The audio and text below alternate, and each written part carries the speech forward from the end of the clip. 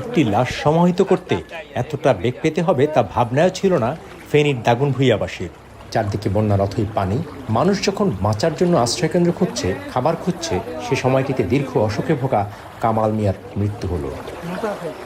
এর নাম হলো কামাল, বয়স হলো আপনার 50 এরকম হবে। হে আজ দীর্ঘদিন তলক অসুস্থ।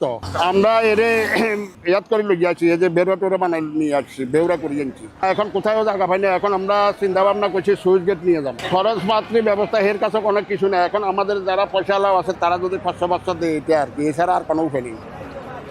কামালের পরিবার সহ স্থানীয়দের লড়াই শুরু হলো গোসল, জানাজা এবং কবরে সমাহিত করা নিয়ে। লাশ নিয়ে বেশ অনেক দূর পাড়ি দিতে হলো গোসল ও জানাজার জন্য। বলা চলে অনেক স্বেচ্ছাসেবী ও স্থানীয় লোকজন না থাকলে প্রায় অসম্ভবই ছিল কাজটি।